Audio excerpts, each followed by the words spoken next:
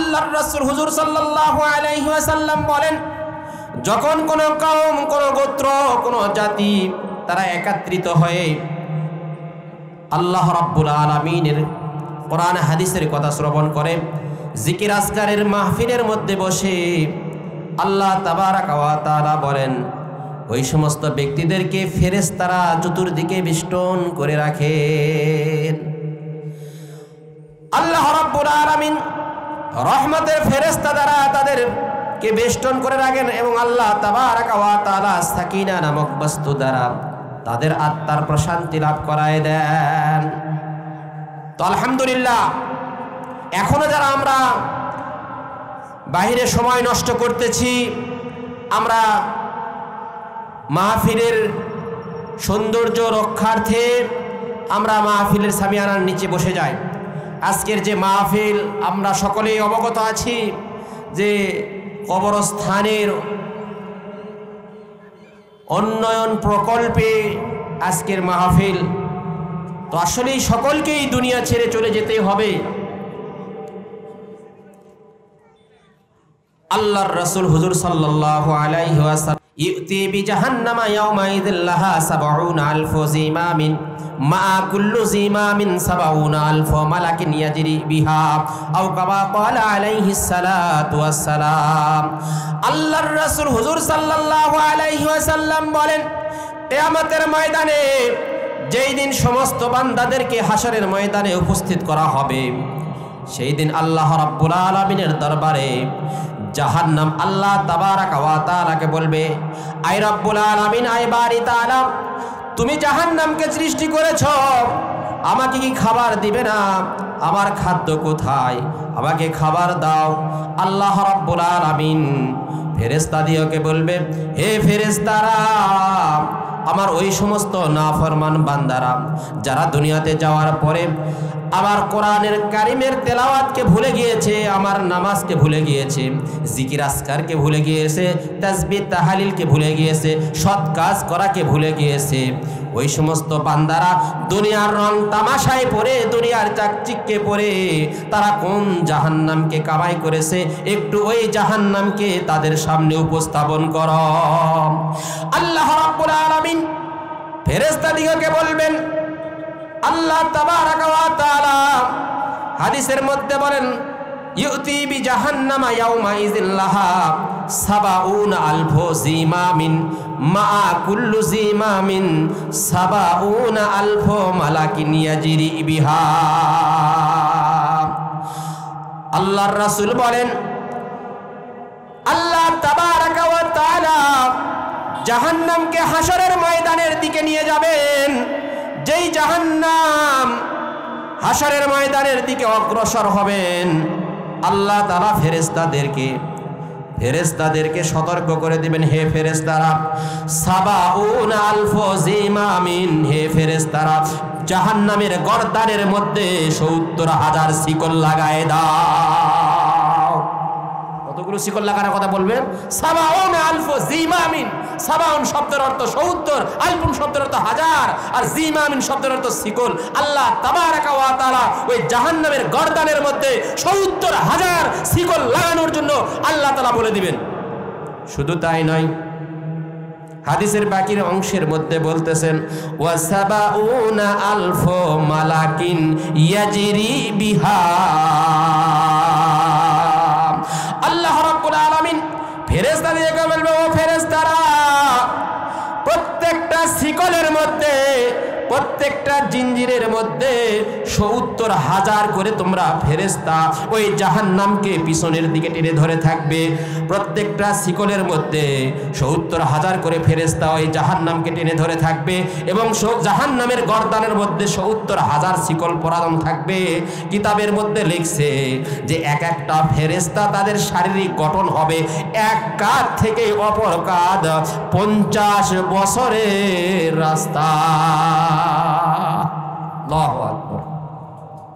তাহলে আপনি আমি চিন্তা করে দেখি যেই জাহান্নামের গর্দানের মধ্যে ৭০,০০০ শিকল লাগানোর কথা আল্লাহ তাআলা বলবেন এবং প্রত্যেকটা শিকলের মধ্যে ৭০,০০০ করে ফেরেশতা জাহান্নামকে পিছনের দিকে টেনে ধরে থাকবেন এবং এক একটা ফেরেশতার এক কাঁধ থেকে অপর কাঁধ ৫০০ বছরের রাস্তা, এত বড় বড় বিশাল একজন ফেরেশতা ওই জাহান্নামকে পিছনের দিকে টেনে ধরে থাকবে আর জাহান্নাম সামনের দিকে অগ্রসর হতে থাকবে।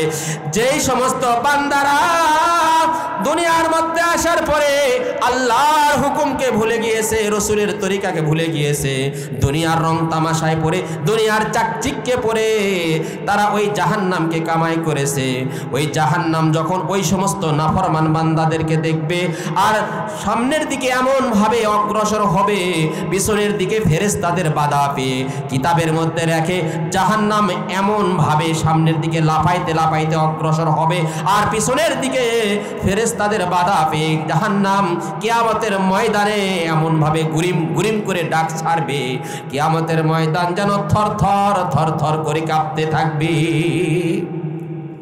আল্লাহু আকবার।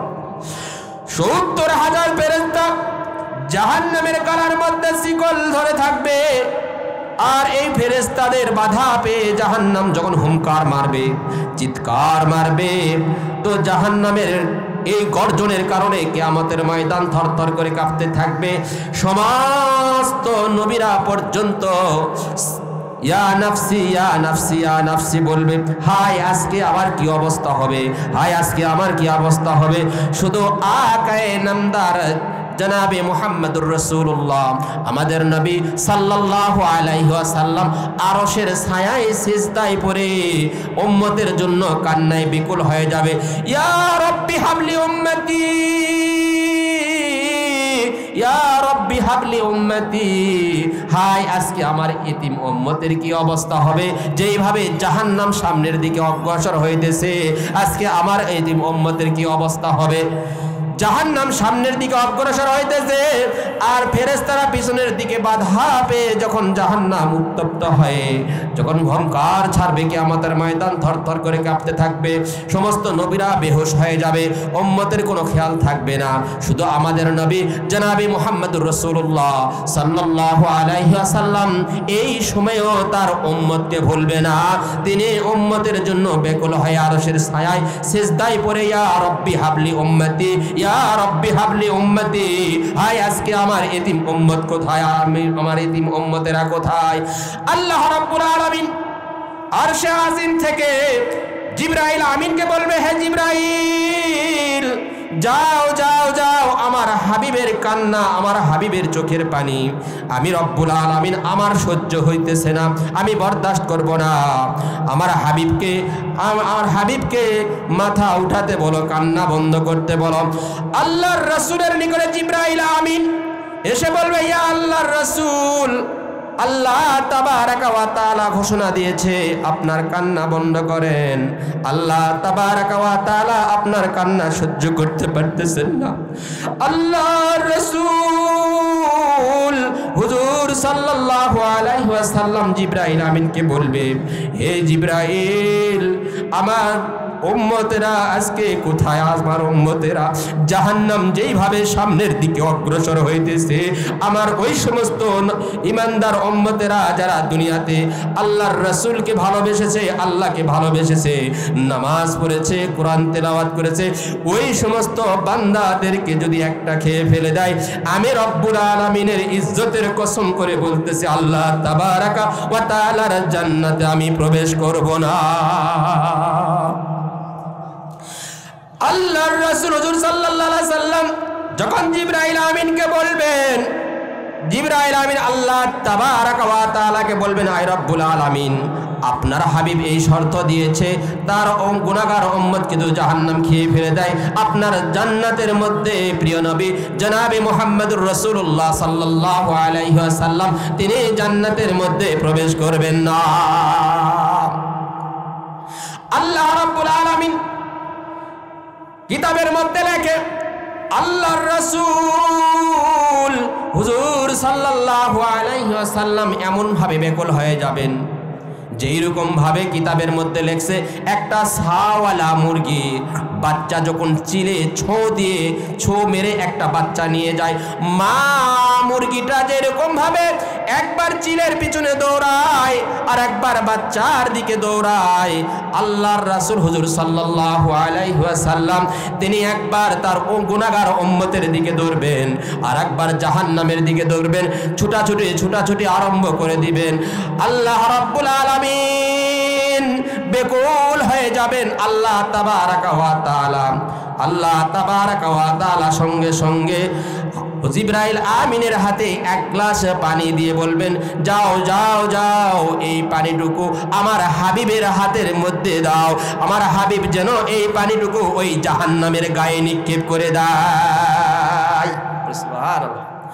কিতাবের মধ্যে লেখেন আল্লাহ রাসূল হুজুর সাল্লাল্লাহু আলাইহি ওয়াসাল্লাম সঙ্গে সঙ্গে ওই এক গ্লাস পানি নিয়ে জাহান্নামের গায়ে যখন নিক্ষেপ করে দিবেন, জাহান্নাম আর সামনের দিকে অগ্রসর হবে না, জাহান্নাম তখন পিছনের দিকে প্রত্যাবর্তন করা শুরু করে দিবে, পিছনের দিকে হটা আরম্ভ করে দিবে। সমস্ত হাসরবাসীরা তারা অবাক হয়ে যাবে, হতভম্ব হয়ে যাবে, হায় হায় হায় আজকে কি অবস্থা, যেই জাহান্নামের গর্দানের মধ্যে ৭০,০০০ শিকল লাগাইছে, প্রত্যেকটা শিকলের মধ্যে ৭০,০০০কে ফেরেশতা পিছনের দিকে টেনে ধরে রয়েছে, আর এক একটা ফেরেশতার এক কাঁধ থেকে অপর কাঁধ ৫০০ বছরের রাস্তা। এরপরে ওই জাহান্নামকে আমরা আটকাতে পারতেছি না, কিন্তু কোন কুদরতি পানি, কোন বরকতি পানি, কোন রহমতি পানি, যেই পানির বদৌলতে এই জাহান্নাম পিছনের দিকে প্রত্যাবর্তন করা আরম্ভ করে দিয়েছেন। জিবরাইল আমিন বলেন এটা কোনো কুদরতি পানি নয়, কোনো রহমতি পানি নয়, কোনো বরকতি পানি নয়, এটা হচ্ছে ওই সমস্ত গুনাহগার বান্দাদের পানি, ওই সমস্ত গুনাহগার বান্দাদের চোখের পানি, যারা এই জাহান্নামে, যারা দুনিয়াতে থাকা অবস্থায় চলতে ফিরতে দুনিয়ার রং তামাশায় পড়ে, দুনিয়ার চাকচিক্যে পড়ে, দুনিয়ার আনন্দ মেতে উঠে তারা জাহান্নামকে কামাই করেছিল। আবার এই জাহান্নামের ভয় তাদের অন্তরের মধ্যে জাগ্রত হয়েছে, এই জাহান্নামের ভয়ে তারা শেষ রাত্রিতে উঠে খালিস নিয়তে আল্লাহ তাবারাকা ওয়া তাআলার কাছে তওবা ইস্তিগফার করে তারা ২ ফোঁটা চোখের পানি ফেলায় বলেছে, আয় রব্বুল আলামিন, আয় বারি তাআলা, আয় আল্লাহ, নফসের ধোকায় পড়ে, শয়তানের ওয়াসওয়াসায় পড়ে গুনাহ করেছি, আয় আল্লাহ তুমি এই জাহান্নামের আযাব থেকে আমাদেরকে পরিত্রাণ দিও আল্লাহ। এই বলে চোখের পানি ফেলায় শেষ রাত্রিতে তাহাজ্জুদের নামাজ আদায় করে শেষ কান্নায় বেকুল হয়ে চোখের পানি ফেলে আল্লাহর কাছে দোয়া করেছে।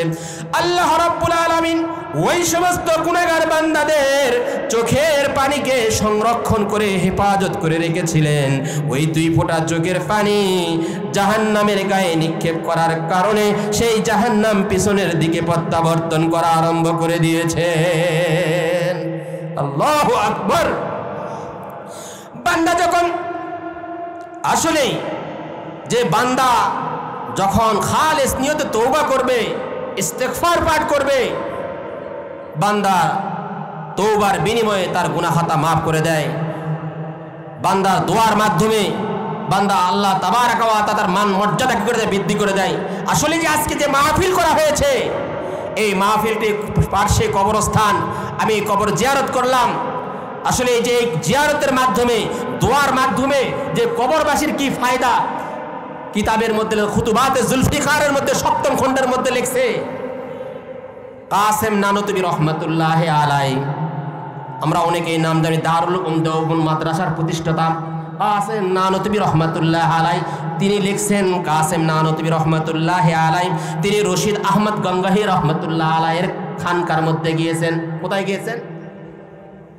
রশিদ আহমদ গঙ্গাহি রহমাতুল্লাহ আলাইহির খানকায় গিয়েছেন, তার হুজরায় গিয়েছেন। কে গিয়েছেন? কাসেম নানতুবি রহমাতুল্লাহ আলাইহি, তিনি দারুল উলুম দেওবন্দের প্রতিষ্ঠাতা। কিতাবের মধ্যে লেখেন, খুতুবাতে জুলফিকারের মধ্যে লিখছেন কাসেম নানতুবি রহমাতুল্লাহ আলাইহি রশিদ আহমদ গঙ্গাই রহমাতুল্লাহ আলাইহির খাঙ্কার মধ্যে যাওয়ার পরে পানির পিপাসা বোধ হয়েছে, পানি পান করার জন্য দেখতেছে রশিদ আহমদ গঙ্গাহী রহমতুল্লাহ আলাইহির ঘরের মধ্যে একটি কলস রয়েছে, একটি পাত্র রয়েছে, সামনে কূপ থেকে পানি উত্তোলন করে নিয়ে আসে, পান করবে। এই উদ্দেশ্যে কাসেম নানুতুবি রহমতুল্লাহ আলাইহি তিনি পানি নিয়ে এসেছে। পানি যখন পান করার জন্য মুখে লাগায়েছে, দেখতেছে পানি একবারে তিতো, পানি তিক্ত, পানি একবারে তিতো, পান করতে পারতেছে না। অবাক হয়ে গিয়েছেন, অপেক্ষায় রয়েছেন কাসেম নানুতুবি রহমতুল্লাহ আলাইহি যে কোন সময় রশিদ আহমদ গঙ্গাহী রহমতুল্লাহ আলাইহি আসবে। কিছুক্ষণ পরে যখন রশিদ আহমদ গঙ্গাহী রহমতুল্লাহ আলাইহি তিনি যখন এসেছেন, রশিদ আহমদ গঙ্গাহী রহমতুল্লাহ আলাইহিকে বলতেছেন, হুজুর আমরা পানি পান করার জন্য, আমরা যখন পানি পান করার জন্য কূপ থেকে পানি নিয়ে আসি, পানি খুব তিক্ততা। রশিদ আহমদ গঙ্গাহী রহমতুল্লাহ আলাইহি তিনি বলতেছেন যে এই কূপের পানি ইতিপূর্বে যখন আমি পান করেছি, পানি তো খুব মিষ্টি পানি, পানি তো তিতো নয়, পানি তিতো হওয়ার কারণ কি? তিনি মুখে লাগায় দেখে রশিদ আহমদ গঙ্গাহী রহমতুল্লাহ আলাইহি তিনিও পানি যখন মুখে লাগাইছে, দেখতেছে পানি একেবারে তিতো পানি। রশিদ আহমদ গঙ্গাহী রহমতুল্লাহ আলাইহি সমস্ত শাগিরদেরকে একত্রিত করে বলতেছে, আপনারা আমার সঙ্গে সবাই জোহরের নামাজ আদায় করেন। জোহরের নামাজ আদায় করার পরে সমস্ত শাগিরদেরকে একত্রিত করে বলতেছেন, আমরা খালেস নিয়তে তওবা ইস্তিগফার করি এবং খালেস নিয়তে আমরা আল্লাহ তাবারাকা ওয়া তাআলার কাছে আমরা কি করব? প্রার্থনা করব। কিতাবের মধ্যে লেখে রশিদ আহমদ গঙ্গাহী রহমতুল্লাহ আলাইহি তিনি সমস্ত শাগিরদেরকে নিয়ে খালেস নিয়তে তওবা ইস্তিগফার করে কয়েকবার কালিমায়ে তাইয়্যিবা, কিতাবের মধ্যে লেখছে কালিমায়ে তাইয়্যিবা খালেস নিয়তে পাঠ করার পরে আল্লাহ তাবারাকা ওয়া তাআলার কাছে প্রার্থনা করতেছে, আই রব্বুল আলামিন, আই বারি তাআলা, যেই কূপ থেকে ইতিপূর্বে আমি পানি পান করেছি, পানি তো মিষ্টি, কিন্তু আজকে এই পানি তিতা হওয়ার কারণ কি আমার তো জানা নাই। আই রব্বুল আলামিন, যেই কারণে এই পানিকে তুমি তিতা বানিয়ে দিয়েছো, আজকে এই পানিগুলোকে তুমি মিষ্টি পরিণত করো। এই বলার পরে খালেস নিয়তে তওবা করার পরে যখন দোয়া শেষ করেছেন, এরপরে রশিদ আহমদ গঙ্গাহী রহমতুল্লাহ আলাইহি বলতেছেন, যাও যাও যাও, এইবার তোমরা ওই পানিগুলোকে কি করো? পান করো। কাসেম নানুতুবি রহমতুল্লাহ আলাইহি এরপরে যাওয়ার পরে যখন পানি মুখে লাগাইছে, দেখতেছে পানি আর তিতা নাই, পানি মিষ্টা পানিতে পরিণত হয়ে গিয়েছে। 2 মিনিট, মিঠা পানি পরিণত হয়ে গিয়েছে। সকল সমস্ত শাগিরদেরা রশিদ আহমদ গঙ্গাহী রহমতুল্লাহ আলাইহিকে জিজ্ঞাসা করছে, হুজুর যেই পানিকে আমরা ইতিপূর্বে পান করলাম তিতো পানি, কিন্তু আপনার দোয়ার বরকতে এই পানি মিঠা পানি কেন পরিণত হলো? এর কারণ তো আমরা জানি না। কিতাবের মধ্যে লেখছে রশিদ আহমদ গঙ্গাহী রহমতুল্লাহ আলাইহি তিনি কিছুক্ষণ তিনি মুরাকাবার মধ্যে ধ্যান করার পরে তিনি সমস্ত শাগিরদেরকে বলতেছে যে, শোনো শোনো, এই যে পাত্রর মধ্যে পানি যে নিয়ে আসা হয়েছে, এই পাত্রটা যেই মাটি দিয়ে তৈরি করা হয়েছে, এই মাটিটা এমন এক কবরস্থান থেকে নিয়ে আসা হয়েছে যেই কবরের মধ্যে আযাব হইতেছিল, কিন্তু আজকে এই মুহূর্তে আমাদের দোয়ার বরকতে আল্লাহ তাবারাকা ওয়া তাআলা ওই কবরের আযাবকে কি করে দিয়েছেন? মাফ করে দিয়েছেন, যার কারণে এই পিতা পানিকে আল্লাহ তাআলা মিঠা পানিতে পরিণত করে দিয়েছেন। তাহলে আল্লাহ ওয়ালাদের দোয়ার বরকতে একজন কবরবাসীর আযাবকে মিনিটের মধ্যে কি করতে পারে? আল্লাহ তাআলা মাফ করে নাজাতের হাওয়া, জান্নাতের সুখ, জান্নাতের শান্তি আল্লাহ তাআলা কবরের মধ্যে চালু করে দিতে পারে। আল্লাহ তাআলা আমাদের এই মাহফিলের উসিলায় যেন যে কবরবাসী এই পাশে শুয়ে রয়েছে, আল্লাহ তাআলা সকলের কবরকে যেন আল্লাহ তাআলা জান্নাতুল ফিরদাউসের সাথে সম্পৃক্ত করে দেয়। সবাই বলেন আল্লাহুম্মা আমিন। ওয়া আখিরু দাওয়ানা আলহামদুলিল্লাহি রাব্বিল আলামিন।